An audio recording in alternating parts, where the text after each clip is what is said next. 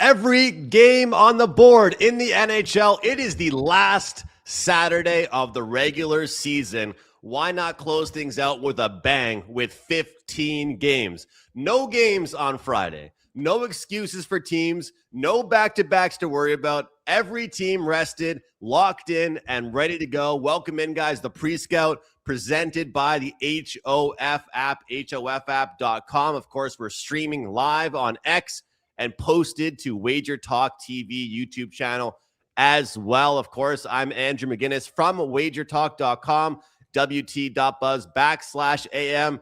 Good friend, Ian Cameron at Bobano Bets, Ice Guys member. You can find him at all kinds of places. Make sure you follow him across Twitter. And I'll tell you what, if we want someone to give us a ton of NHL information, we picked the right guy for today. We're going to go over every single game. We're going to look at sides, totals, look ahead, maybe get some early futures or that type of stuff out of Ian. And then, of course, look at player props using the HOF app as we usually do. What a time in the NHL. And, you know, Ian, so happy to have you. And some people are upset there's no games here on Freaky Friday in the NHL. I look at it as an opportunity to just get ready, get set for a very busy NHL Saturday. Well, good. Yeah. Good to be with you, Andrew, and everyone watching. For the last Saturday of the regular season, I mean, this is it. As far as a big Saturday card with 15 games on tap, this is the last time we're going to get a chance to preview, a big NHL slate of this size on a Saturday. Of course, it'll be Stanley Cup playoffs, first round, day one, next Saturday. So that's going to be getting underway. But I don't like what the schedule makers do with this. This is absolute nonsense that there's no games on Friday and 15 on Saturday. And we've had this insane, ridiculous BS imbalance all season from one day to the next. But you're right. If you look at the positive of it, you get a chance to just really focus on Saturday. You don't have to worry about anything for Friday. And look, this is late season NHL. We've got teams that have clinched, teams that are still looking to clinch, teams that are looking to clinch divisions, teams that are looking just to get into the playoffs, teams that are out of it. So motivations are really going to have to be considered when you're handicapping these games, not only tomorrow on the big Saturday slate, but until we get to the end of the regular season here on Thursday next week. Well, you teed it up, and I'm going to just throw it to you with this, Ian, before we jump into the games here. For me, one of my handicapping tools I've been using that's been very successful has been unders in big matchups. Yesterday, my Habs versus the Lightning. That's about as under as it's going to get. Total was 6.5. Big game for both teams. What have you been looking at for any NHL situational bet on or bet against or totals or anything that's been helping you? Teams in the playoffs, teams out of the playoffs. What's been your go-to strategy down the stretch here? Well, last night, probably because they faced the Calgary Flames, it didn't necessarily work out. But I'm kind of looking to fade some teams in situations where, they've had a big moment where they've clinched a division, clinched something significant. There's going to be a spot here coming up on Saturday where we're talking about the Utah Mammoth. We saw Utah with a huge win against Nashville last night, where they pretty much clinched the playoff spot. And by the way, when it comes to talking about clinching the first, I saw some people on Twitter refer to this as the Utah Mammoth clinching their first playoff spot in franchise history. No, you can't say that. Remember, they were a franchise before they relocated to the Utah Mammoth. Remember, they were in Arizona, the Coyotes. So if you want to say first playoff spot in Utah Mammoth history, that's what you got to go with. Remember, this was a relocated franchise, but Utah is one of those teams where Saturday may be a little concerned about backing them, coming off clinching a playoff spot. The problem is they're playing, we'll get to this when we talk about that game, they're playing Carolina, and they're a team that I kind of want to fade down the stretch, Andrew. We saw it last night. I know they pummeled Chicago, and it's such a bad look for the Blackhawks, considering you basically got the B squad for the Carolina Hurricanes last night. There was no Aho, there was no Jarvis, there was no Slavin. Svechnikov didn't play. They were without basically met most of their best players, and they still went into Chicago and rolled the Blackhawks. But teams like Carolina down the stretch, Rod Brindamore's kind of made it his cards known that, now that they've clinched the Metro Division, resting players, maybe not putting full rosters, full lineups out there. in the last few games could be a factor. So really, when you're looking at late season handicapping, I'm looking for those situations where there's certain teams that have really taken care of business, clinched a playoff spot, clinched a division, can't really move up or down in the standings, that may be treating these last few games like exhibition games, preseason games, and maybe not putting their full focus and intent into those games. And we always talk about, hey, look, when you've got a vacation coming up, you've got Cabo booked for 2 weeks' time. Maybe you don't want to block that extra shot. Maybe you don't want to sacrifice your ankle and dive in front of that shot if you know that your team is going to get a top 5 lottery pick. For me, that's the problem last night with fading Carolina. I guess because who are they? It was a great spot to fade Carolina. It just didn't work out because they're playing Chicago. Chicago's not going anywhere. They're going to their vacation spot next week after the season ends. Who the hell is blocking the shot? You think Wyatt Kaiser's just jumping up and down to block a freaking shot at the end of a bad season? No, he's not. I don't think so either, Ian. I don't think so. These guys, it's over or nothing with me with these teams that are just cooked right now. That's for sure. And then there's some teams I will mention, like the New York Rangers.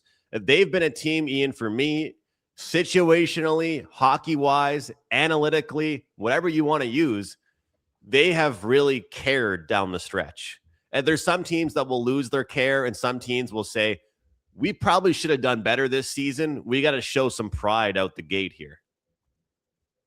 Yeah, the New York Rangers have done that. You will find that, Andrew. You'll find that on occasion where there's these teams that have had these miserable seasons, but you actually see some pushback and you see some effort and you see them pulling some upsets, toward the end of the regular season. Look what they did last weekend. Washington and Detroit, back-to-back home games last weekend. Capitals need the points like a human needs oxygen to breathe. Same with Detroit last weekend. And the Rangers beat both of them. These two desperate teams trying to make the playoffs, and the New York Rangers beat them back-to-back days. Detroit, and then they absolutely beat the living shit out of Washington. What did that end? 8-1 over the Capitals last Sunday. And even the loss to Buffalo a few nights ago. Like, they were competitive. They had a 3-2 lead going into the third, and then Buffalo came back to win. So that's a team that you're a little more reluctant to maybe go against this late in the season. And it's clear as to why that is with the Rangers. This infusion of youth, these kids are playing hard. They've given them a little more offense, more team speed. They're a faster team since they called up Perreault and Adam Sikora.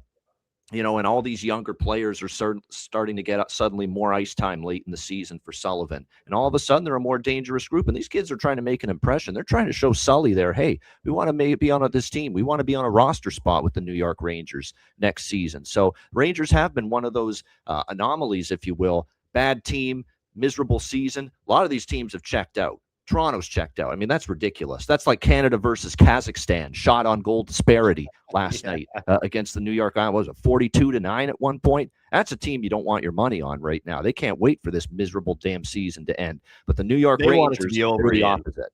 Yeah, they want it to be done. They want it to be leaving. They want to get already to next season. Without further ado, we got a ton of games to get to for Saturday, April 11th. One thing I will mention here before we jump in, actually two things. The first thing, the cool part about today's show, guys, we're pretty much betting into openers. We're talking pretty much the numbers as they get going. So don't be one of those people in the comment section saying, these odds are different. These odds are different. Guys, odds change, and we're talking about the odds the second that we see them right now. Number two, Ian, we're going to do our best with line combos, with goalies, projected starters. There's no back-to-back, so we should know the goalies. But for those of you guys out there, again, if there's a goaltender that ends up getting changed or altered, that's not really on us. But Tampa Bay. That's your time-sensitive disclaimer right there for everybody. Yeah. 100%. It has to be done. You know it, Ian. It has to be done. All right, early start. First game of the day, Atlantic Division battle. Let's talk Tampa and Boston. Tampa obviously coming off that loss against my Montreal Canadiens, looking to bounce back. But the Bruins, they probably aren't feeling too great right now themselves either. Early numbers here. Average price, 125 favorites for the road team. What do you think about this game? So Boston's probably going to make the playoffs. They're 5 points clear of the last two teams that can catch them, the Red Wings and the Islanders, who have 91. Boston's got 96, but they are only 2 up on Ottawa, who have 94, if they want to maintain wild card one. And the Bruins can make it official, Andrew.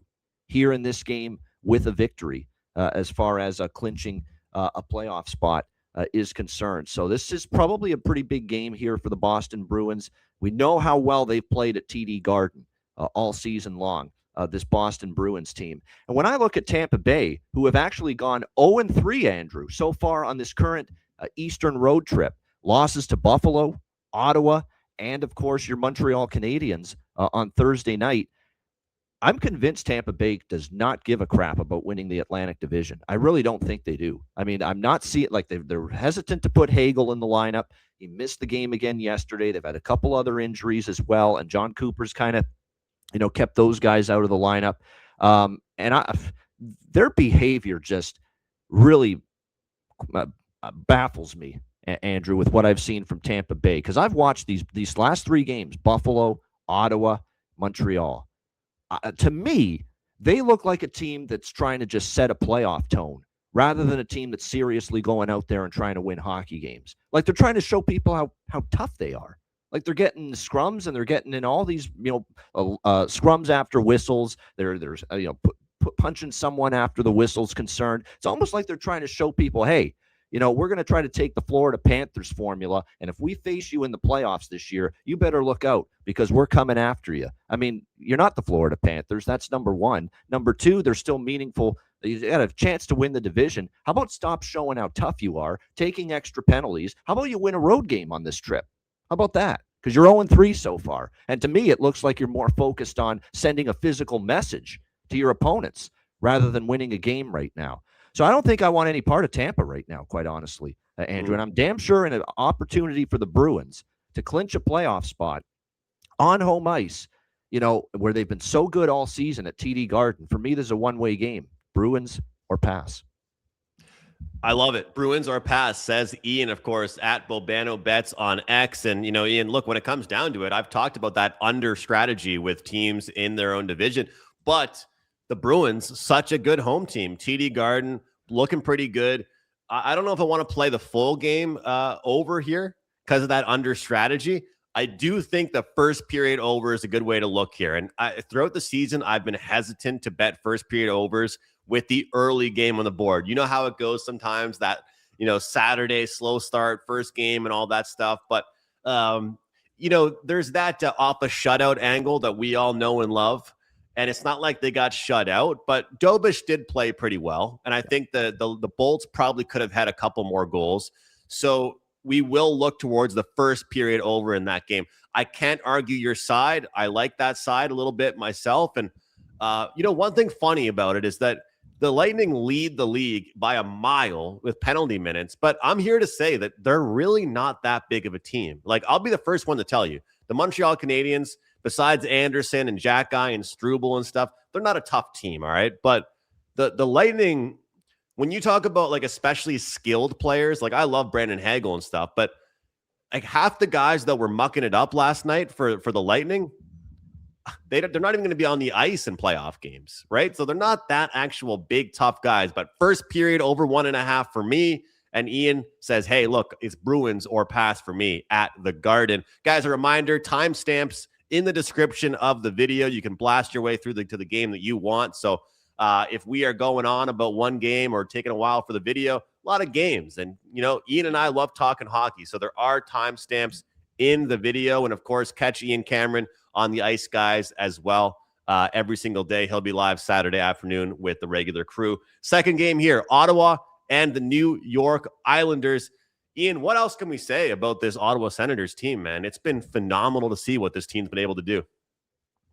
They've been great. And for once, Philly is another team. Prior to the Detroit game last night, but prior to that, Philly had been a team that had been showing actually for a change, other than some of these Eastern Conference teams that have been trying to get in, these other teams that have been tripping over their feet, that, hey, we're actually going to elevate and get the job done and win these crucial games at this time of year. And Ottawa's certainly done that. Nice 3-game win streak for the Senators: Carolina, Tampa Bay, Florida, 3 straight home wins for Ottawa. And they've been scoring too, 5+ goals in every victory. See if that continues here against the New York Islanders. And the coach bump, we kind of expected it, especially considering they got Toronto on a back-to-back with the young kid making his NHL debut, Artur Akhtiamov. Tough spot to put him in. They fed him to the damn Wolves in that game. It was so sad and pathetic to see that. that just this young kid in his NHL debut, and they couldn't have been any worse defensively, caved in the entire game. The Toronto Maple Leafs in their own zone, outshot 44-16. But give the Islanders credit. They came out with that hair on fire mentality in Peter DeBoer's head coaching debut. 5-3 win. It could have been 8-3 if not for Akhtiamov. I thought that kid actually played very well, considering he had absolutely no help around him last night. This is a tough one. Probably not going to bet a side. I think I can make a case for the draw here in this game. A 1-goal game would not surprise me here between these two teams, but it's not easy to choose a side here. Ottawa's playing very well. Can they do it on the road's a question, though. I will say Ottawa dropped 2 in a row in Florida just recently, and going into UBS Arena here, Andrew, with the Islanders playing their second game for their new coach, and we saw it was a fast Islander team. They were on their toes. The only negative is Sorokin gave up 2 horrific goals in that game. Otherwise, it could have been maybe 5-0 or 5-1 for the Islanders over the Leafs. But yeah, that's a tough one. I mean, if you made me choose, I would go Islanders. I'm not betting against a team, in the coaching angle until they've lost. And they're 1-0. They looked great. So it's Islanders or nothing, but I'm a little reluctant to fade Ottawa. They're looking good as well. Draw if I had to go something in that game. Well, the draw, profitable time of year to be taking a look at that. That's for sure. And I always say this, rest in peace to good friend Dave Koken from wagertalk.com, of course, because Dave was the king of backing a team after they fired their coach. I swear, the year that St. Louis won the cup, he just went crazy with that. And there's so many different years that I can announce that are past few years where different teams have fired their coach. And, it's such a profitable strategy. When you look at this game, though, I understand Pete DeBoer wants his team to play faster, but I looked at to be better structured defensively too. Like, at the end of the day, they gave up 3 goals to Toronto. They only gave up 16 or 18 shots, though. Yes. Yeah. Well, I looked at the analytics. Last 5 games, Ottawa is the second best team expected goals against. Yeah. Right. So when you look at Brady Tkachuk playing better, Timmy Stu playing much better and stuff, it's great to see. But we both know that one of the big driving factors for why this team is playing better hockey is that every single player is buying in defensively. Like, imagine being Carolina, Ian, and you're like, holy shit, this is the team we're getting in the postseason. Carolina's like, what? We do this all year and we're going to get the hottest, Ottawa Senators version of themselves. So I am seeing probably around an average 6, because I've seen 6.5 is heavily juiced under, probably a 6 there. Lean to the under, but again, I don't want to go against the coaching firing angle, and maybe this is a game that Ottawa does slip, but I could see this one being the 3-1 type of vibe to it until it gets going a little bit. Yeah, I don't disagree with that. Like I said, I definitely think Islanders are pass for me until they lose. And that's usually the tact I take, Andrew, with these teams that have fired the coach. And last night was great. And last night you had to get creative, because I'm sure you mentioned this on Puck Time with the Leafs Islanders game. What are you going to do trying to back a team in their first game after the coaching change when they're a -250 favorite, right? How the hell do you deal with that? You get creative. And I want to mention this. This is important. Use the derivative markets to your advantage, because I found creative ways to get to the Islanders last night. I had first period puck line. I actually had a first period team total over 1.5 at like plus 200 with the New York Islanders last night. And of course, they had the outburst of 3 goals or 2 goals. They just got 2 in the first period. We had that. We had the full game team total. Like, use your derivative markets if you really want to back and support a -250 favorite. Know that the money line is not full game money line. There's more pathways than that. You can go first period team total, first period puck line. I actually had a very unique bet. Bet365 offers this. It's a great bet. Islanders goal in the first 10 minutes last night against the Leafs, and it was plus 130. It was a great price. And what did they score in the first minute or two of that game last night? That's something I'm going to be looking at more, Andrew, off a coaching change. First goal in the first 10 minutes for that team, and you're going to get a great plus price. I've seen it a lot over the years. They score early in that first game after the coaching change with the coach bump, and we saw it again last night with the Islanders. The key word, urgency. Urgency for those teams. All right, let's jump into our next one. We don't know for sure, but this could be the last time we see in the regular season the Washington Capitals, Pittsburgh Penguins, Sidney Crosby, Alexander Ovechkin. Let's talk about this rivalry. Let's talk about this matchup overall here. You talked about it before. The fact is, when a team clinches, do they exhale a bit? Do they take their pedal off the metal? And maybe, just maybe, this could be a spot to look towards the dog when everyone loves the favorite here. I'm seeing Pittsburgh as slight favorites here in this one. Pittsburgh, expected goals for last 5 games, 3.59. Elite offensive process. Expected goals against, 2.93, so not too bad. Stuart Skinner, shockingly, goals against per game, last few games, 2.67. Expected goals saved above expected, 0.43, so he's not doing too bad. This is one of the hottest teams offensively in hockey right now, but when it comes to it, is this one of those spots where you think they could exhale a bit going into this matchup? It's possible, definitely. Like, the Pittsburgh's definitely the prototype of a team I'd be careful backing coming off clinching a playoff spot. And then plus it's where they're at in the standings, Andrew. They can't catch Carolina. They probably can't be caught from behind by Philadelphia. So they're pretty much entrenched in this second place spot, in the Metro Division. So this could be playing for exercise. This could take on an exhibition feel here for Pittsburgh a little bit. Washington shut out Toronto 4-0. I don't know what to make of them, though, because they're at 89 points, right? They're 5 back of the last wild card. Do they really think they're getting in? Like, honestly, they're going to have to win out and basically, they have to win out. Ottawa's got to lose out the rest of the season, for Washington to get in. It's not happening. So where's is the belief still there? Do you get a hard-charging effort from the Capitals here in this game? That's a question. What I'm going to stick to in this game, Andrew, is very simple.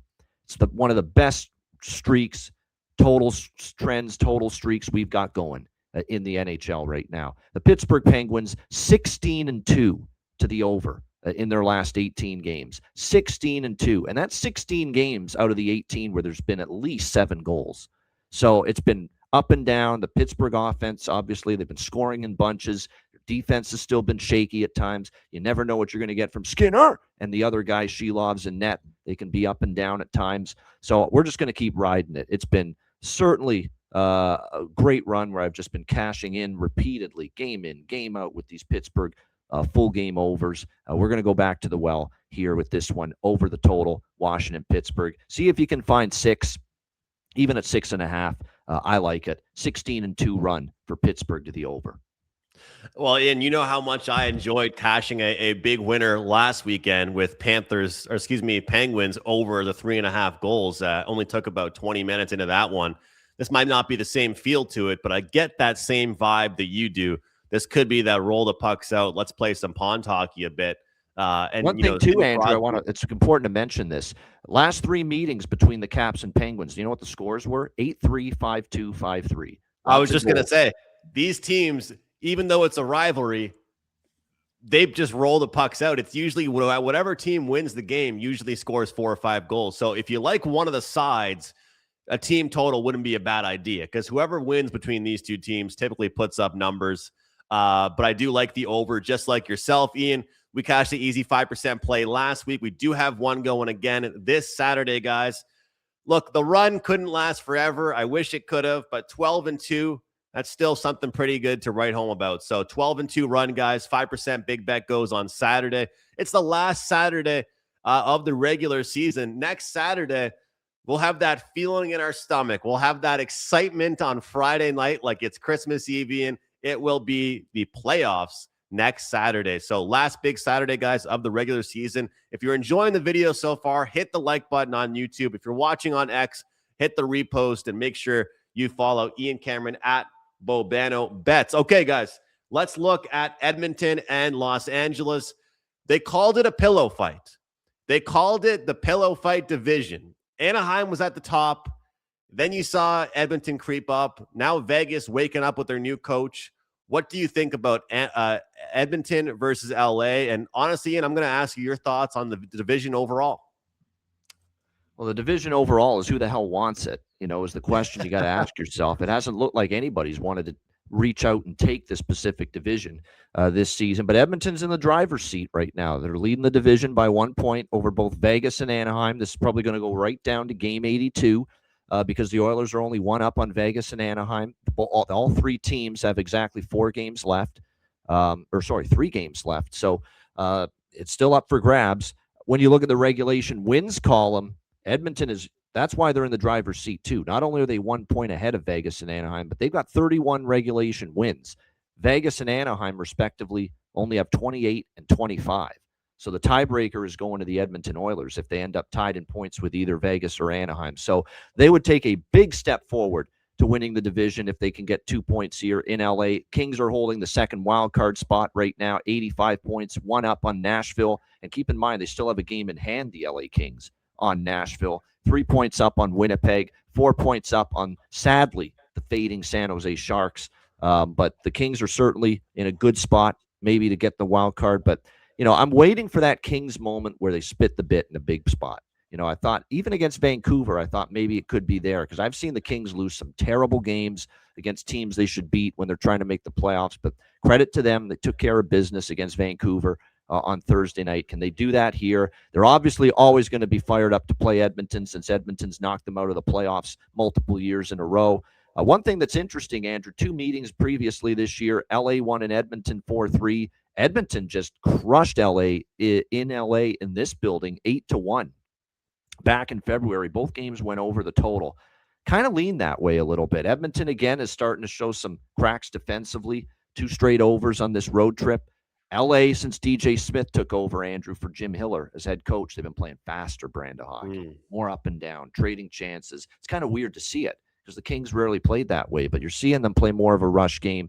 So I could maybe look to a first period and or full game over in this one. And one bet that I absolutely have to have in pocket for this game, got to take the Draw Kings, as I like to call them, the Los Angeles Draw Kings. Unbelievable that they've played over 30 games that have gone to overtime this year. And just in the last 10 games alone, 4 of the last 5 have gone past regulation for LA.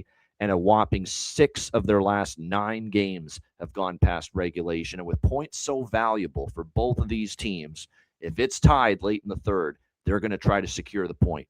Every point's valuable. Edmonton as they try to clinch a division, LA as they try to clinch a playoff spot. So the draw could be very live, in my opinion, in this game. And the comment here, Hiller era when the Oilers thumped them. Sure, same players, different coaching staff, but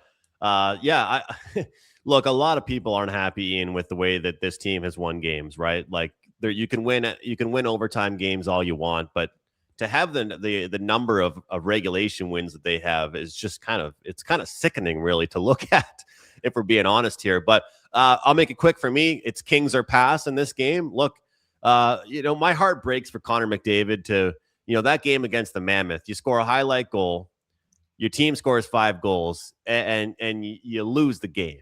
Like, are you kidding me?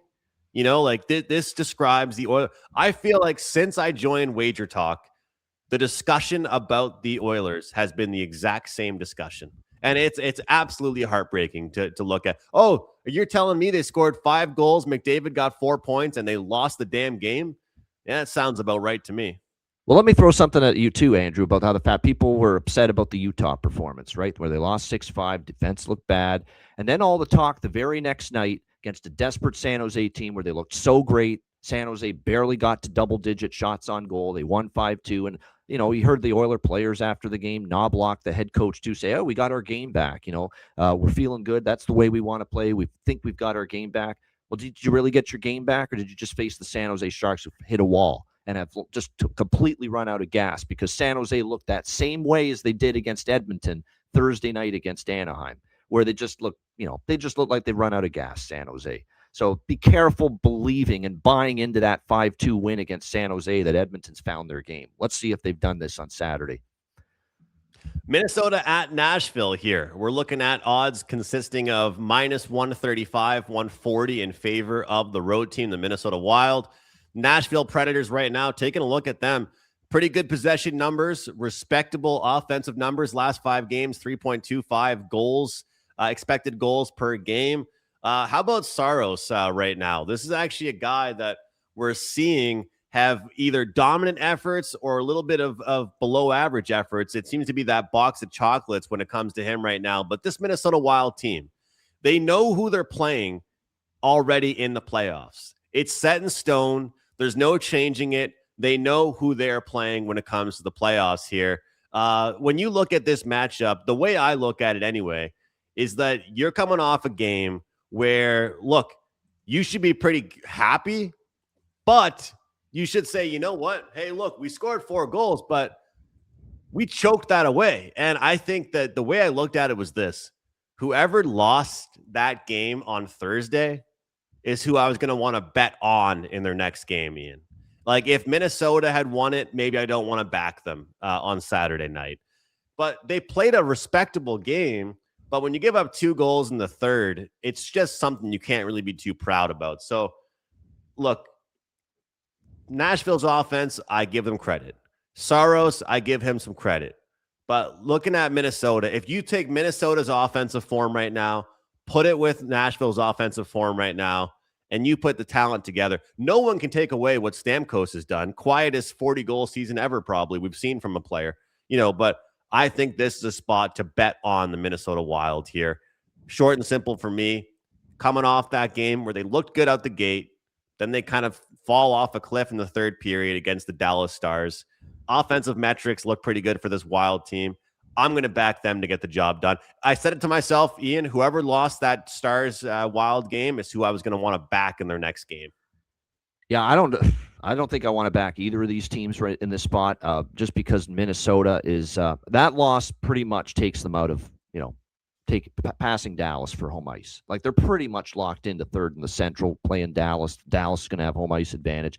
I don't know how impressive that was by Minnesota because they lived on the power play. 3 of their goals were on the power play. 5-on-5 even strength. I thought Dallas killed them in that game at 5-on-5 even strength. All the damage for Minnesota was on the power play in that game. So they've got to show that they can play better at even strength. Certainly when it comes to that first-round series coming up against the Dallas Stars. So, yeah, they could be – I'll give you one thing that will help your cause with Minnesota. They have been good off a loss lately. If you look at their recent numbers off a loss, they've been pretty good. I just wonder about incentive now. They're pretty much – that loss pretty much seals it that they're going to have to start game 1 on the road in Dallas, and they'll be locked into the third spot in the Central. Is that incentive to win going to be there for Minnesota Saturday? And Nashville on the other side, of course, playing for their lives right now. But Nashville's not in the greatest of spots. They're coming off a 6-game road trip. I don't like teams in that spot. First game home off a road trip of that length. They didn't play particularly well against Utah in their last game. I mean, motivation and incentive points me in the Nashville direction, but it's not easy when you're talking about backing a team with 6 games on the road and coming home for that first game. So it's a tricky one. I will be on the draw for sure in this game. 3 straight meetings, Predators versus Wild, have gone past regulation, so we could see that again. Yeah, one thing you mentioned there. Look, people don't realize there still are power plays in the playoffs. People say, "Oh, the refs don't call as much in the playoffs." Well, they make the same amount of calls actually, but there's just more calls that probably could be made with more stick work and stuff like that. But they're going to be reliant upon their power play. That's for sure. Which is good. And that was a reminder and a wake-up call, even though they escaped with the win for Dallas last night. You better stay out of the box in that series against Minnesota, because that's the way you could have a ticket to losing it.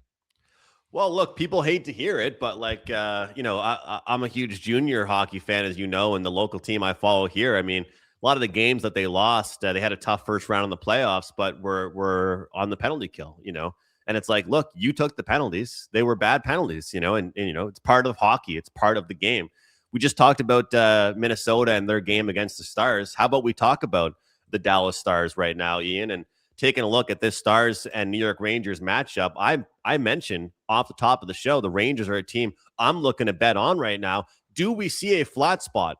Do we see maybe a little sprinkle on Rangers team total over, Rangers money line, Rangers plus 1.5? Do I look at the Rangers going out on a good note despite not making the playoffs? What do you think?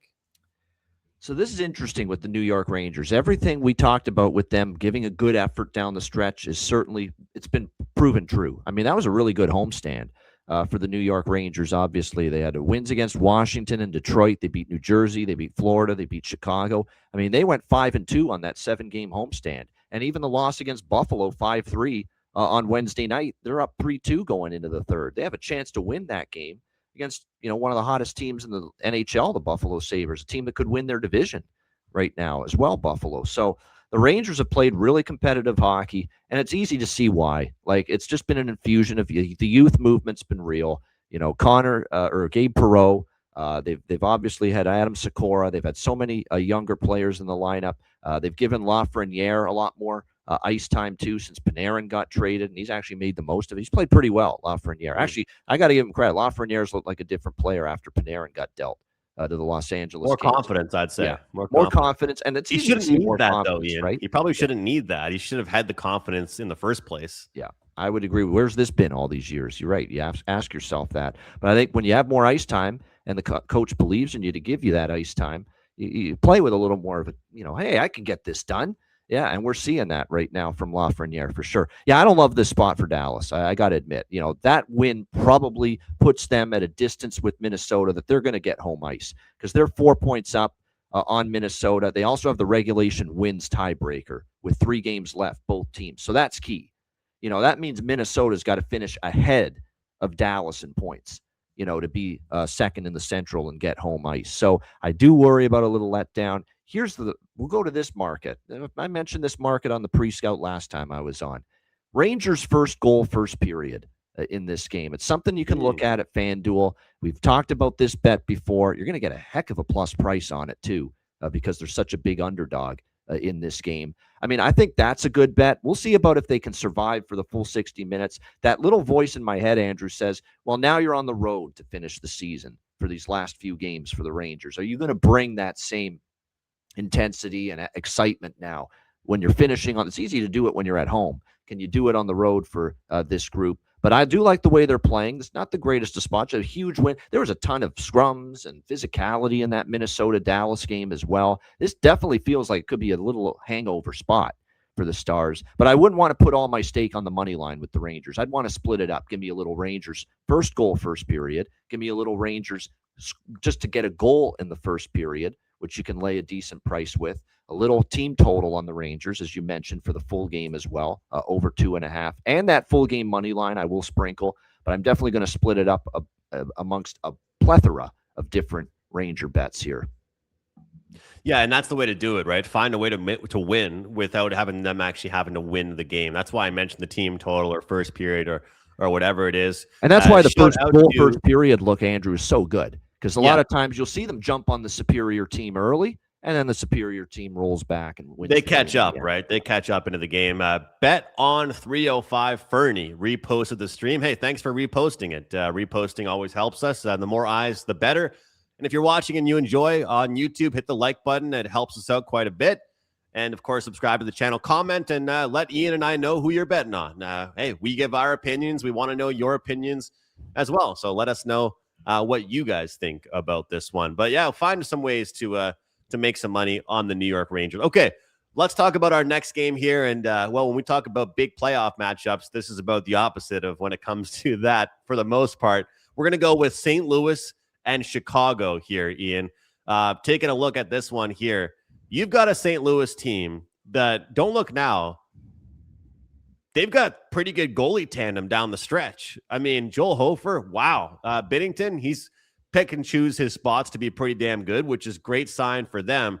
When it comes to Chicago right now, expected goals against, it's improved from a few weeks ago, but they're still giving up so many chances each and every game. But Joel Hofer, goals against per game, 2.33. It's just been so solid for him. This number seems a bit weird to me, but Ian, these teams always have a bit of a rivalry here. How do you approach this game?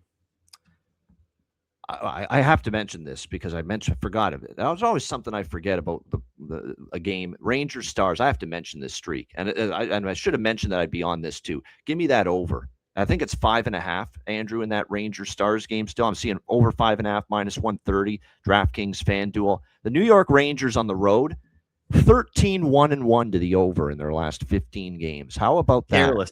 Careless. Yeah. Yeah, and it's because look, all season they've been a better scoring team on the road compared to at home, and we know defensively they can still. Which doesn't make any sense. Yeah.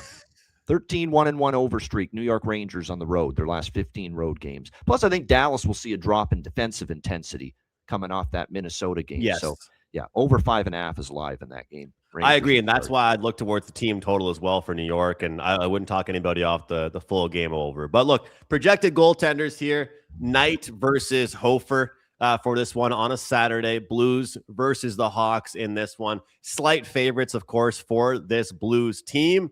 As I mentioned, the Blackhawks defensive numbers were catastrophic for weeks. And then now my numbers do indicate that they have gotten a bit better, so they're not solely relying on goaltending. How do you feel about this matchup overall? God help me. I think I lean Blackhawks, and they got absolutely destroyed by Carolina's B team. That's disgrace. I mean, I don't care that Chicago. You might call that the C or D team, Ian. I mean, that's unbelievable to lose 7-2. I mean, I know Carolina, even their B team is pretty good, solid. And Chicago. They're obviously out of the playoffs for a reason, but you'd expect back home, you'd show a little bit better than that. And they were a disaster defensively in that game, where the Chicago Blackhawks. But you look at this situation going into this game for the St. Louis Blues. That was the dream crusher. That was the season ender, Andrew, losing to the Winnipeg Jets 3-2. On Thursday night. There's no shot this team's making the playoffs now. They're 7 points back of LA, who have the wild card spot. If they wanted to cling to any sort of faint playoff hopes, they needed LA to lose in the worst way to Vancouver last night, and obviously that didn't happen. So they're 7 points out with only 4 games left. They're not making it. I think they know it now after that 3-2 loss to Winnipeg. So there's no chance that I'm laying a price on the road with St. Louis here. It's just a question of, do I have the stomach, Andrew? Do I have it in me to take Chicago? They are off a blowout loss at home. I know this is a team that's looking toward the future, but you should feel some level of shame, some level of embarrassment for that. So it's Chicago, or maybe Chicago first goal, first period. Again, we go to that market, say, jump on this forlorn, down in the dumps St. Louis team that saw their season end losing to Winnipeg Thursday. Yeah, and the funny thing is, a lot of times during the year, I had kind of a strategy I was looking at. When a team gives up 6 or more, especially if they get to that 7 mark, I like to look towards the under in the next game. Ian, I don't know if I can bet an under when it involves these two teams, but I like to use the word embarrassed sometimes. You can throw that in with motivation, but when it comes down to it, this team should be both embarrassed and motivated at the exact same time here, because that's a game that they will not be happy with overall. You just can't be. You can't be sad. I mean, no matter where you're sitting at in the standings, as you mentioned, Carolina's B team, it's something that they can't be happy about. So part of me wants to play the under, but because you're talking about a team that's just so far out of the playoff race, you don't really know what you're going to get. But anybody that's followed my work, you kind of know that when a team gives up 7 or even more, you like to think that nothing cracks me up more than when people say some games don't mean more than others. Like, this game's going to mean something, because it's like, what kind of pro are you here? You guys got ripped apart. You got ripped to pieces. Can you guys put together a bounce back effort? And we'll shout out our guy Perlo, because I know Perlo loves the save props. And maybe you could see a good save prop on Joel Hofer for Saturday. Maybe we see some shots on goal from the Hawks, show a little bit of pride, try and get some shots going. A little bit That's here. All due respect to Anton Frondell, who's going to be a terrific NHL player. You can already tell he's not even 20 years old yet. When he was your best player and best forward by far last night against Carolina, you got a problem. That is a problem. That's I will agree. This guy's with you played how many games in the league now? 8, 9, and he's your best player by far last night. 2-goal game for him. He got both Chicago goals. Yeah, that's an issue. Yeah, 100%. All right, Ian, let's take this time here to look at the HOF app, hofapp.com, of course. Presenting sponsor here of the Pre-Scout. Very happy to have them. Very appreciative of them here. And it is my favorite website to use when it comes to researching prop bets. And of course, you guys can use the promo code Andrew to get 7 free days of the HOF app and 50% off your first subscription. If you sign up, you get 7 free days. Check it out. Check out the website. Check out the app. And if you are interested, pick a subscription of your choice. Get half off, get 50% off your subscription. Remember, go to the app, guys, sign up, make an account, and use the name Andrew for your promo code. Shouldn't be hard to forget that one, or to remember that one, I should say, and sign up. So, Ian, let's take just a little bit of time here. Let's take a look at this, and we'll just go over things, because there's so much to look at when it comes to this website. The first thing I like to do, because people love these type of streaks and stuff like that, let's just take a look at some streaks here. We'll look at last 5 games. And Adrian Kempe, 4 of his last 5. Robert Thomas, 4 of his last 5 with a goal. Ricard Raquel, 4 of his last 5 with a goal. Logan Stankoven, 4 of his last 5 with a goal. Forsberg, 4 of his last 5 with a goal.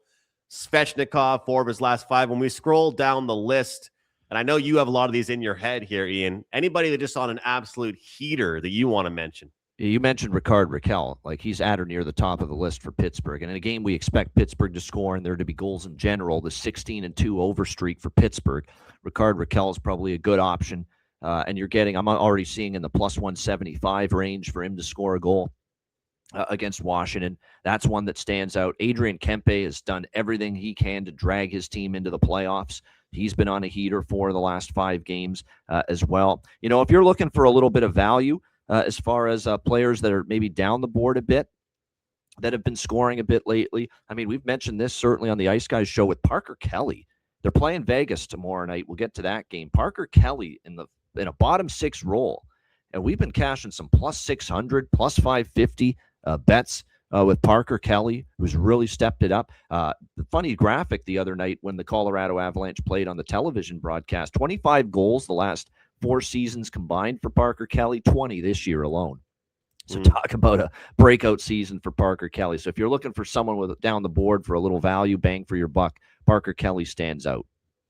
And I love using the head-to-head stuff as well for this one. You can kind of just go ahead and see who's playing well against different teams. Nico Hischier, 3 of his last 4 against Detroit. You can kind of go along the lines here.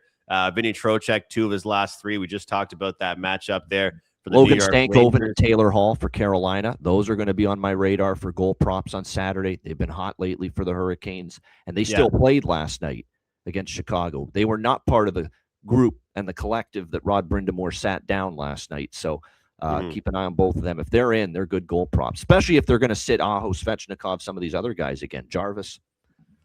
And of course, with the app, guys, you can look at it right here. This is kind of like the who's hot, who's not type of stuff here. You can look at right now. You got goals, assists, points. How about this one? Plus, minus, penalty minutes, shots on goal, block shots. Those of you guys playing underdog, prize picks, DraftKings fantasy, whatever it is, you can bet the power play goals, power play assists. Doesn't get any better than that when you take a look at who's hot, who's not. And here, head-to-head, last 5, last 10, last 20 on the season. And I know, Ian, you're a fan of the head-to-head stuff, right? You can look at conceptually the full season. What if a guy hasn't scored in 3 or 4 games, but now he's playing against his favorite team to score against? Well, this is the head-to-head points stuff. So all of these guys have good matchups tomorrow against their specific one. You can kind of look at here and take a look at that. How about this? Lane Hudson, 5 for 5. Not bad against the Blue Jackets tomorrow. And I will just preface it with this. You go here to the filters tab. You click playing today. You go matchup grade. And if you want a guy that's red hot right now, but also has a good matchup, there you go. You click that. We get rid of the filters. Now we go back here. We'll look at points in the last 5 games. So we'll take a look at it. And, well, of course, there's no odds out right now while we're doing this. But you go at last 5, it'll tell you who has an A- rating, who has a B+, a C+, and all that good stuff. But, Ian, here's what I want from you. Throw a game to me that you might have some props in. And we'll just take a look and we'll dive in. Any game on the board you think that you might have some props in for today, for Saturday? Let me see here. As far as some props, I already mentioned a couple players, game specific. I would say here's the games where I like a lot of offense. Washington, Pittsburgh's one. Rangers, Dallas is one. I would say Carolina, Utah could have some goals in it because we'll get to that in a minute. Utah's Let's click on this one right here then. Let's use this one as the example. So, of course, the odds section here, guys, the HOF app's going to give you right here the best book to bet the money line on one side, the best book to bet the money line on the other, the best book to bet the over or under. So we've got no affiliation with any sports books here on the show here on the Pre-Scout. In fact, the HOF app is trying to guide you to the best direction to just bet the best odds. The number one tip that everybody will give you, and it sounds cliche, if you want to make money in sports betting, get the best number, get the best odds. So we'll start off with that right there. But looking at the matchup here, it will let you know. Carolina, offense, 4th in the league, goals per game. 9th in the league, assists per game. 2nd in the league in shots on goal. And take a look at things. You press the button here, it will switch things roles. And let's go to the players. So here we are, Ian. Here are the players for us here, the matchups that we might be looking at. Vejmelka gets an A matchup, and you know why he gets an A matchup, because the Hurricanes shoot everything. So it might be a good day to look at save props for Vejmelka. Dylan Guenther gets a C match, and we'll have to see who ends up playing for the Hurricanes in this one. Nick Schmaltz has been playing pretty well. Look down the list at some of these guys. Who would you be looking for? Muted there, Ian. There we go. Yeah, when you're looking at Utah and their player props, I mean, one player that I've talked about repeatedly because of value purposes and because he's up on the top line and he's never ever priced like a Keller or a Guenther as far as goal scoring or even points for that matter, is Lawson Krause. Lawson Krause, who actually I think scored one of their goals last night in the win against Nashville to clinch the playoff spot for Utah. He's always one of those underrated players on the Utah Mammoth, and Lawson Krause is certainly capable. He's been playing top line quite a bit lately for this Mammoth team. He's someone to look at. I've been waiting on Kyler Yamamoto, the former Oiler, and he was with Seattle for a bit to step up to. He's been elevated to the second line. He finally got on the board, I believe, last night for the Utah Mammoth as well. So those are a couple. You can bet your Clayton Keller and your Dylan Guenther and your Logan Cooley. They're phenomenal players offensively, and they are always a threat to score. But if you're looking for a little value, a little more bang for your buck, Lawson Krause, Kyler Yamamoto, players like that, I think can offer that. And like I said, Andrew, earlier about Carolina, we'll see if they sit, let's say they have the same lineup as last night. Probably not going to be the case, but let's say they do, and it's all the players that didn't play last night out against Aho, Svechnikov, Jarvis, etc.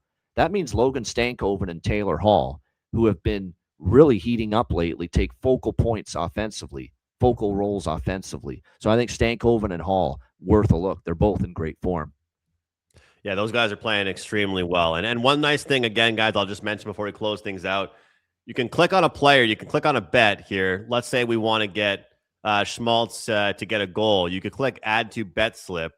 And when it goes there, it's going to have a huge list, typically, of all the spots that are going to give you the best odds for it. And when you build that bet slip, you can click that straight from the HOF app, and it will take you right to FanDuel, right to DraftKings, and it will take you to the loading page for said website. One click of the button, and you've locked it in. So you don't have to find these bets and then go to your sports book and find out where you're going to bet them. I think it's a pretty cool tool, Ian. I really do. It saves you time. And you click this, okay, it takes us right to the sports book, and we're able to cash in some tickets with that. So, guys, once again, use the promo code Andrew. A lot of you guys have signed up. A lot of you guys have liked it. I use it every day. And promo code Andrew, 7 free days and half off your first subscription. All right, we didn't promise you guys a short show, but we did promise you guys timestamps. So if you want the timestamps, once again, make sure you jump in and check those out. All right, you teased it, Ian. Let's talk about it. We're going to skip ahead, rotation order. You've been teasing this one. We'll do Carolina, Utah, then we'll do New Jersey and Detroit. I'm seeing some odds at more books popping up as we record this show right now. Carolina at Utah. Utah minus 115 favorites. How do you feel about this matchup? I want to fade both teams, and unfortunately, they're playing each other. It's bet against versus bet against for me. I'm not enamored about backing Utah after they just clinched the playoff spot for the first time since relocating to Utah. That was a big moment for the team. But I know Carolina pummeled Chicago with a B lineup, but they've basically declared their intentions by doing what they did last night. They really don't care. They're just not putting all their emphasis into these last few regular season games. So unfortunately, I'd want to bet against Carolina here. I want to bet against Utah here a little bit. So I like overs, though. I do. Utah, they had an 11-game first period over streak. They got snapped last night in the game against Nashville, but they're still 11-1 run to the first period over, 7-1 run to the full game over for Utah as well. I'm going to ride it. I think loose atmosphere defensively. Now that Utah's clinched, their defensive intensity may drop a little bit here. We saw Carolina still score 7 goals, even with a B lineup against Chicago. They can still put the puck in the net. Their defense may decline a little bit. You are talking about Anderson or Bussy. Bussy hasn't been as good since the Olympic break, and Anderson's Anderson this year. Not that special. So I think there's goals there in Utah tomorrow. Well, it's hard to really blame the Hurricanes coaching staff for benching starters against the Chicago Blackhawks, right? And, I was doing a show earlier before hopping on this one, and we were joking around, hey, look, at least it wasn't the NBA doing it in December. This is April. We're seeing load management in the NHL. At least that's the way the load management should actually be done for this one. But Yeah, you know what? Like, part of me really does think that we could see this Hurricanes team go out on kind of a crappy note. But then again, they put up 7 in that game that they had nobody in, which is kind of a trouble. I'm going to go with Utah, Ian. Look, I get the whole clinching the playoffs note and stuff like that, but who knows who's going to play? Maybe because it's a Saturday, they want to keep them a little bit fresh. Maybe they do put in some starters back in. But similar to what you said about Tampa is how I feel about Carolina right now. And Carolina already clinched, in Tampa Bay, they don't even care right now. It seems like about home ice advantage, but Carolina, they already know what they're in. They're figuring out who they're going to play against. I will take Utah to get the job done in this one, just for that reason. Here's the thing you could do if you like Utah, whether maybe you like a money line, but I'll say this about Utah too. They've scored at least 4 goals now in 6 straight games, including last night. So team total over 3.5 could be your route as well if you're so inclined. Yeah, just worry about the offense. Look, Ian, I've been saying this for a while, and I'm curious your thoughts on this, but I truly believe, man, you put those Utah players in Edmonton Oilers jerseys, they're talked about a lot more. These guys are good, man. You've got Clayton Keller, you've got some really talented scorers. Like, these guys don't get the respect they deserve. I don't think they do. Well, you trace it back to Logan Cooley coming back from injury. Since they got that guy back from injury, it's taken their team offensively to another level, and we're seeing it. Like I said, 6 straight. They're on a great run. They've won, I think, 5 in a row during this win streak to put them in a position to clinch. But they've scored at least 4 in 6 straight games and 8 of their last 10. So this is an offense that's got it humming right now. Yeah, they are. They're looking real good, and they're finding ways to put the puck in the net. So maybe a Utah team total is the way to go. I like that team to score some goals when it comes to Saturday's NHL. All right, looking at the next one here, New Jersey and Detroit. I'll tell you what, Ian, I think that this is one of those games where Detroit's not going to make the playoffs, but they're going to tease the shit out of their fan base and put together a good effort towards the end of the season. So I'll make it short and simple here. Quite a little bit of a long show, so I'm going to just say this. Give me Detroit. Luke Hughes, the first time he's been a shutdown defenseman in his whole career so far because the team has shut him down for the year. I don't mind the pun. He's done. And, Luke Hughes, he is a part of that D-core. It's going to be gone, and this is a team that's out of the playoffs. Sheldon Keefe, disappointed. They fired their GM. I'll take a pissed-off Detroit team that's at least going to go with some pride here. Yeah, I'll let you have Detroit at minus 140. I'll stay off the Detroit Red Wings. It'd be so Detroit to have that big, they blow the games against Minnesota and Columbus. They come back, they beat a Philadelphia team that's playing really well. Dylan Larkin, give him credit because he looked like he lost a family member after the Columbus game. He comes back, gets a hat trick last night, dominant effort.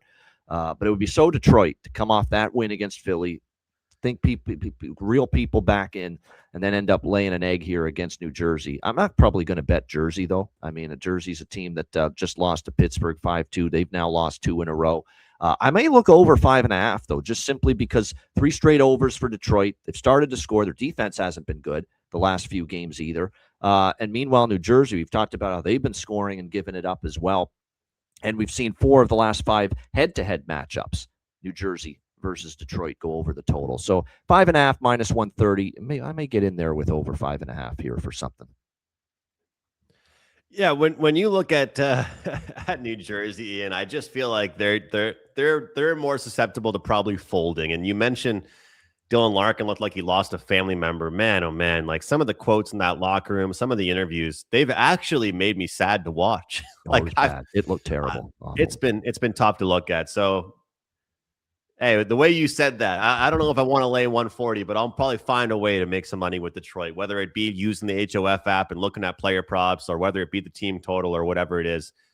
This team should go out with some energy. Want to mention again, Ian Cameron and Alex B. Smith and the great crew. Look, I used to be one of the ice guys, and I still love hopping on with the guys, and I look forward to hopefully hopping on with you guys during the playoffs. Make sure you catch Ian every single day, 7 days a week.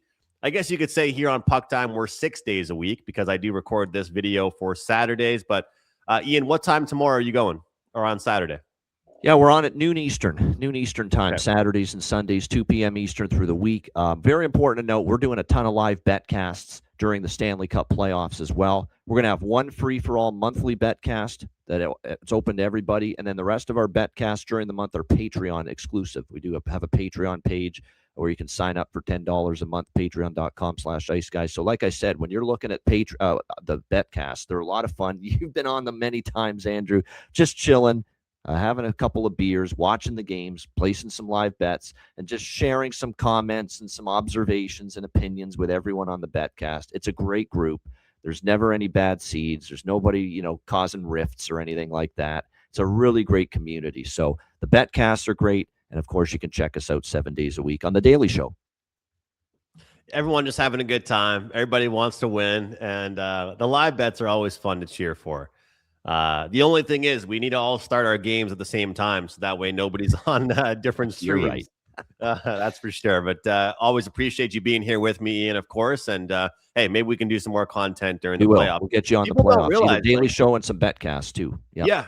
People don't realize, the NHL season's over, but there's money to be made in the playoffs. And the playoffs, it's going to be for about, 2.5 months or 2 months. It's a long, long playoff. That's for sure. And I'm actually going to be in Portugal, my first time really going that far into Europe on May 1st.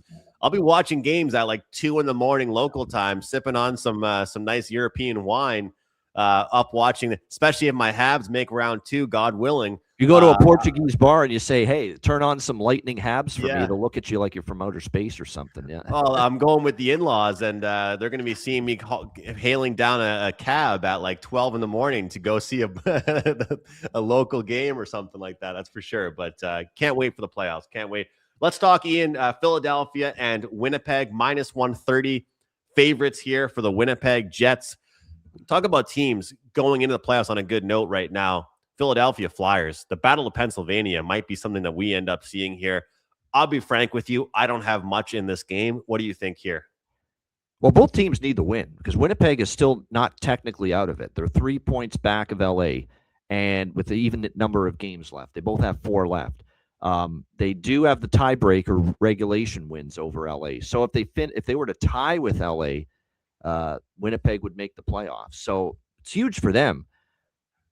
I don't want to bet against Philadelphia off the kind of game they played against Detroit. That's the problem. I think they're going to play a lot. Rick Tocchet said it.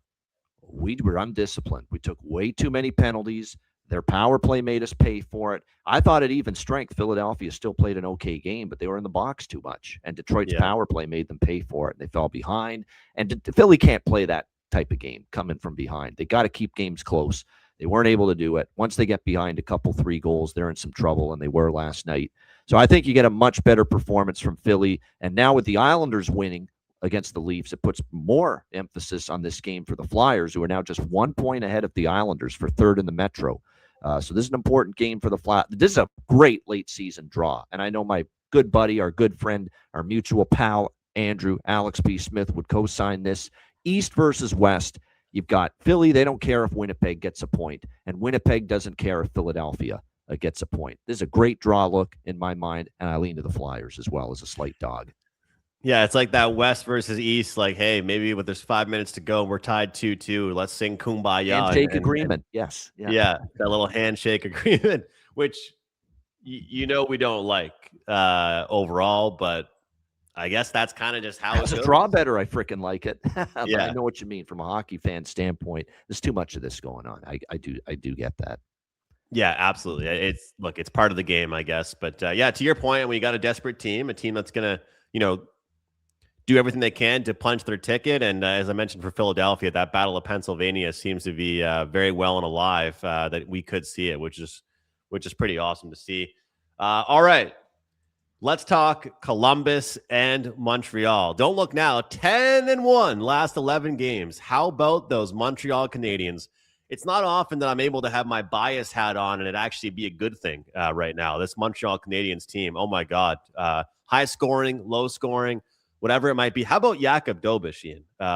If it wasn't for the struggles of Samuel Montembeault this season, people wouldn't realize how great Jakub Dobeš has been this year. Head-to-heads between these teams are always a good one.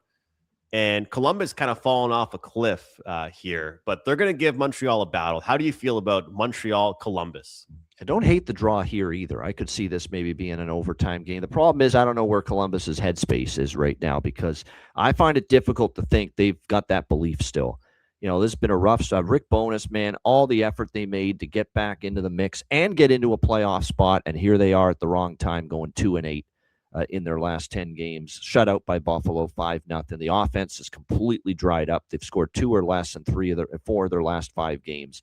They're just having a hard time scoring goals. And right now they're going up against a Montreal team that don't look now. They're figuring out how to play some defense. They're figuring out that, hey, we got to start being better in our own zone if we're going to make anything happen in the spring. They've got a goalie in Jakub Dobiš who's playing at just a spectacularly high level right now for the Canadians. I'm amazed how good he's been. Just absolutely phenomenal and consistent. Like, when's the last time he's had a really rough game for the Montreal Canadiens in net? And I would assume it's going to be him once again here. And he's going to be the guy in game 1. No question about it at this point in time for the Montreal Canadiens in the playoffs. So it's very difficult. I got to jump in, Ian. It made me laugh my ass off. I love Craig Button, but Craig Button said Jacob Fowler will be the number 1 goalie for the Habs. That's a bunch of nonsense. And Craig's got some good thoughts sometimes. That ain't one of them. Like, what is he talking about? I love Jacob Fowler, too. He's going to be a great goalie, but what the hell? And you know what I think about Craig Button? I absolutely love the way he talks. I think he seems like a great person.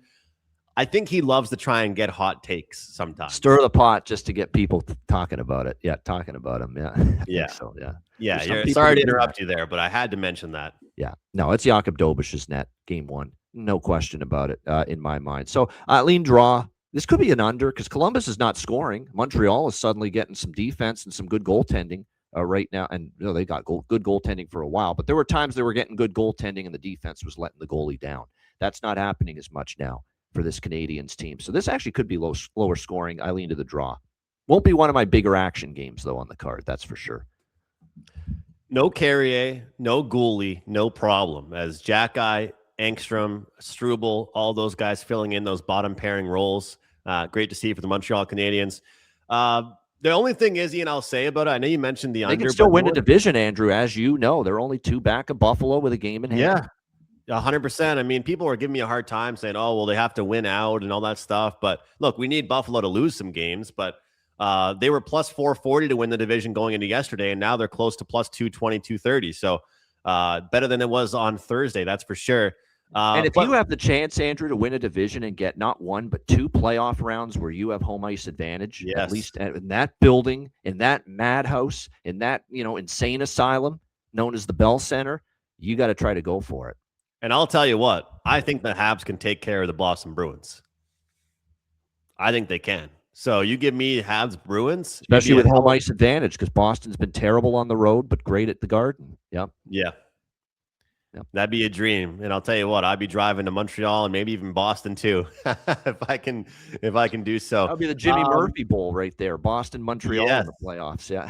Yeah, exactly. Look, his original home versus his second home. Yeah. Yeah. He loves Montreal too. He loves Montreal. I'm going to go first period over in this one, Ian. Forget about the full game. Let's go first period over because I do think that, look, Rick Bowness is frustrated with the team, but this is going to be a team that's going to go out with a bang. Still some good offensive players. And the Habs, every game matters for them, for the division, as you mentioned. But I'll tell you what, Josh Anderson getting into the mix.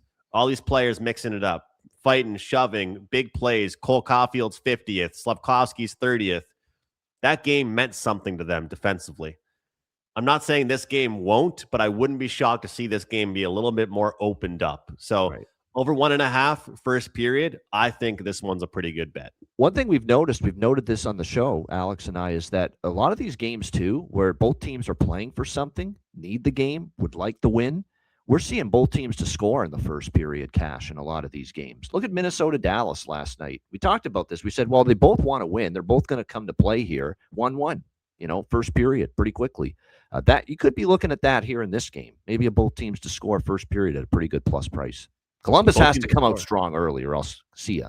Season. Yeah, I like those. Both teams to score. Those are good bets. And if you like the first period over, it is sometimes a good chance you end up hitting that one as well. All right, only a few games to go. Thanks to all of you guys that have stuck with us this far through the show. If you have liked it, make sure you hit the like button. Make sure you're following Ian if you aren't at Bobano Bets. And Once again, guys, we do have a big play going in the NHL at Wager Talk. Make sure you get that 5% play over there. It's going to be a big one, and 12-2 run right now. So really feeling pretty good about that. And, can't argue with 12 of our last 14 turning into winners.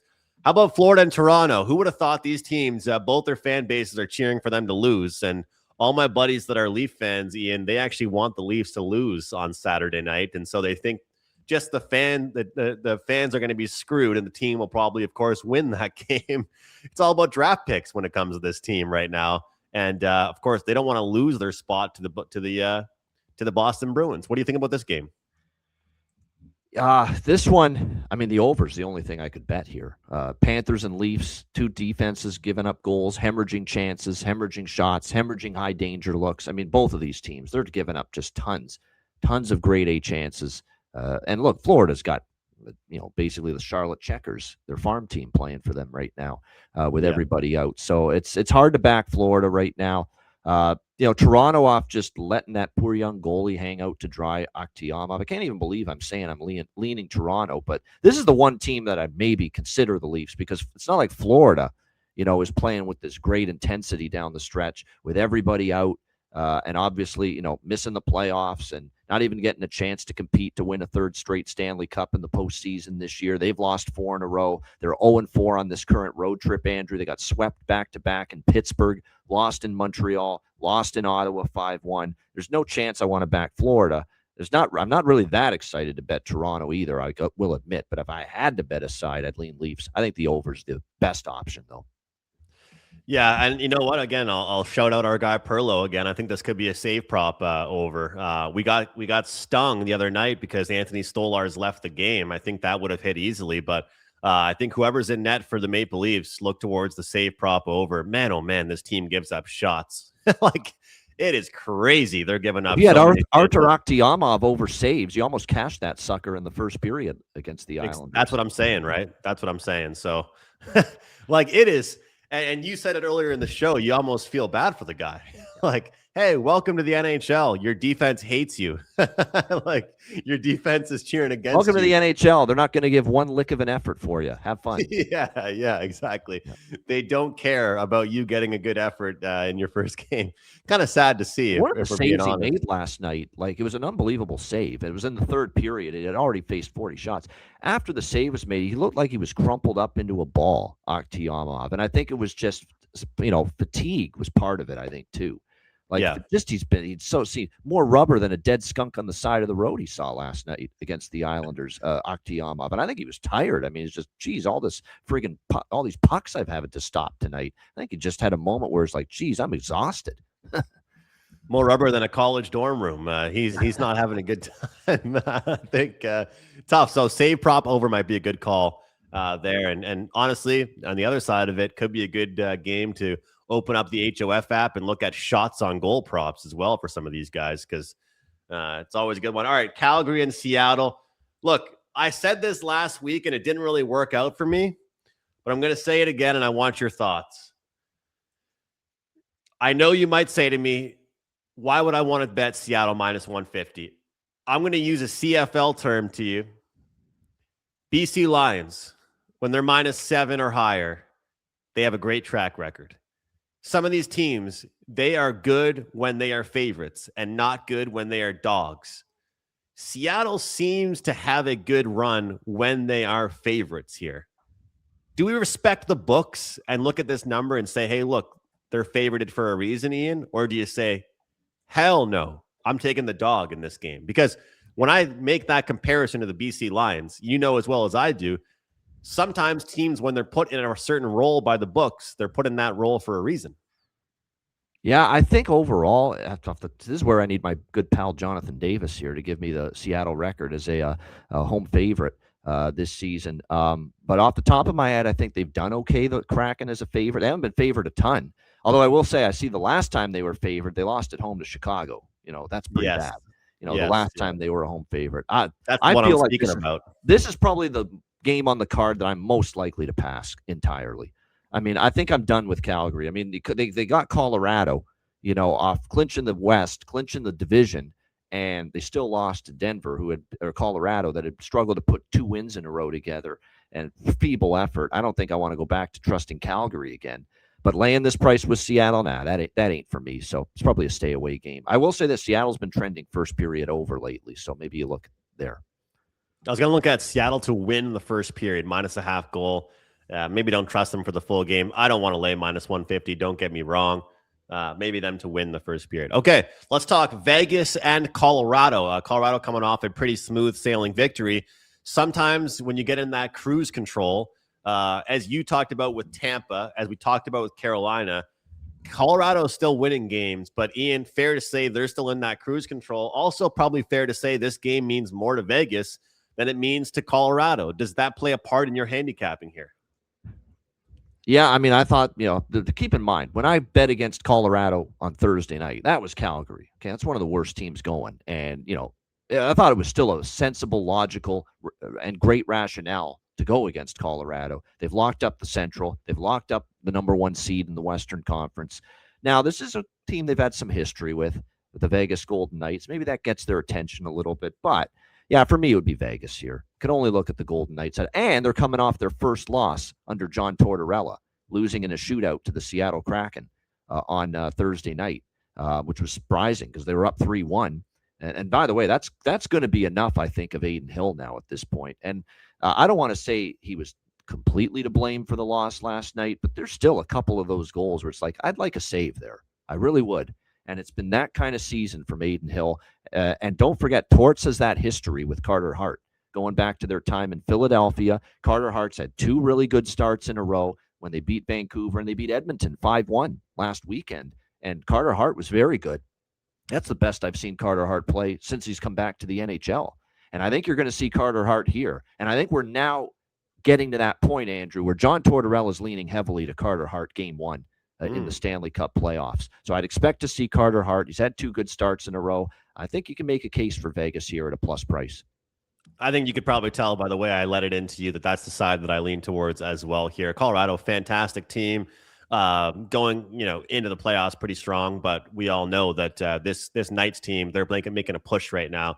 The pillow fight division, it's not going to be a division that you're going to be able to go in the playoffs saying every game's going to be against the Sharks or some of these other teams. And God bless the Sharks because they were playing well most of the season, but we all know it's a pretty light division. So lean towards that dog. Going to be one hell of a game. If you're betting that game based solely on who's got more on the line in this game, definitely that would be Vegas. There's no question about it. And we don't like to always do that, but I think this game it's applicable for. Like it works well for this game. The one fly in the ointment. Let me just breath here. Big deep breath. One game to go. One game to go for us here. I was just going to say, I was worried this might be Colorado's last home game of the regular season, Andrew, because sometimes you get teams wanting to play well, but they have another home game after this against Seattle. So that doesn't apply to Saturday. Maybe they beat their asses too. Maybe they lose this one, but then they beat the crap out of Seattle. We'll see what happens in that one. All right, the game of the night, not so much here. Vancouver and San Jose, -200, -220 at some spots here. Man, oh man. Vancouver gives up goals to everybody. Yeah, they had 1 or 2 victories recently. Other than that, it's just not a fun team to watch here. San Jose, they're going to show pride throughout the rest of the regular season, but some tough games and tough results for them recently, tough games for them. Nashville, I believe it was, and San Jose and Anaheim. When you look at this game, is this one of those ones where they can just unleash some anger, play a crappy defensive team, and put some goals up on the board? It's possible. I'm leaning actually to the big dog here with Vancouver. I know they lost 4-1, but Vancouver's – here's what I like most, and we've been cashing with this a lot lately, and we've mentioned this on the show. Vancouver goal in the first period. You're going to get a great price. You're going to get a reasonable price on this, probably -130. In and around that price. Goal in the first period, Vancouver. That's what Vancouver's been doing lately, Andrew. They've been scoring in the first 20 minutes. The Vancouver Canucks have scored a first period goal in 6 of their last 7 games entering this one. They've been, and I've cashed a few of them. They scored in the first. Their only goal against Los Angeles came in the first period. The Vegas game, they did not score in the first, but they scored in the first against Utah last Saturday. And there's been a bunch of recent examples. Minnesota, they scored a goal in the first period. Colorado, when they upset the Avs 8-6. They scored in the first period. I mean, Vancouver scoring, and I don't trust San Jose one bit. I mentioned this earlier about the Sharks. They've hit a wall. They got nothing in the tank, nothing left in their gas tank. They are not going to make it now, and I'm worried about where their psyche is. This is a young group. It's almost like they're shook a little bit, that it's just came crashing down like this. Those were two horrific. They got caved in both games, Andrew. Edmonton and Anaheim and Anaheim had been struggling. 6 losses in a row, and there's Anaheim caving in San Jose throughout that entire game. It's hard to get to us backing San Jose right now at this point. So I'm most likely to keep riding what's been working, Andrew. Vancouver, goal in the first period. I wish you the best taking any type of dog there. If you're going to bet it, I think the first period's good.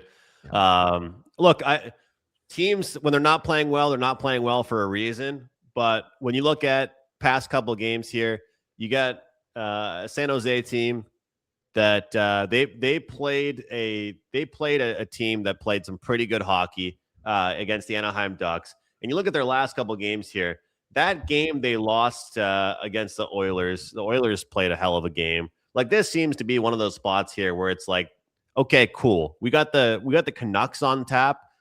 Let's go over 3.5. Let's go over 4.5 goals, and let's kick some ass here because we're pissed, and we're out of the playoffs. We're not going to make the playoffs, and let's put some goals up on the board. So who knows if it's going to be as easy as that? And we'll see if they're the team, the Canucks, to just play spoiler and have a good. You got I a will lot say of this: guys Vancouver's given up 4+ to their opponent in 8 of the last 9 games. Yeah. So if you want to look at San Jose team total over 3, I might even do that too, because it's hard to one argue. thing I've noticed, Andrew, is to help your cause, if you're even thinking about San Jose, is that San Jose is playing their final home game of the season tomorrow night against Vancouver. They finished on the road for 3 after that. So maybe give the home fans. It's been a season where they're not going to make the playoffs, but they've made significant progress, significant improvement as a franchise. Send them out on a happy note, maybe. So I might do a Vancouver goal in the first and maybe come back and take San Jose full game team total over. We'll see. It's hard to argue that we're not going to see some goals from San Jose. Coming off a 1-goal effort, Lucas Dostal, I believe, shut them down. I think, we could see some goals in that one Saturday night. All right, that will do it. Look, a lot here. Some props, sides, totals, a little bit of hockey talk mixed in, playoff stuff coming up. The next time I'm working with Ian, whether it be on his channel or whether it be here on the Pre-Scout, we're most likely going to be talking playoff hockey. Ian, thank you so much for being here with me at Bobano Bets, the Ice Guys live Monday. I was going to say Monday through Saturday, but you're every single day. Every day, Monday to Friday, 2 p.m. Eastern, Saturday, Sunday, noon Eastern. No days off. Easy as that. No days off. And CFL, don't forget about that. Couple months, we'll have to talk with me, you, and Bobby DeBoe. Always fun. 1 month, man, and training camp will open in the CFL. Yeah. 1 month from now, mid-May. Unbelievable. It's almost here. Look forward to it. Guys, if you like hockey, if you like hockey betting, hopefully you enjoyed this video. Let's try and get at least 250 likes on this video. Hit the like button, comment, and make sure you let us know what you are betting for tonight. Big 5% play goes on Saturday. Let's make some money, guys. Take care and all the best. And again, make sure you check out HOFApp.com. Use that promo code Andrew to get 7 days for free.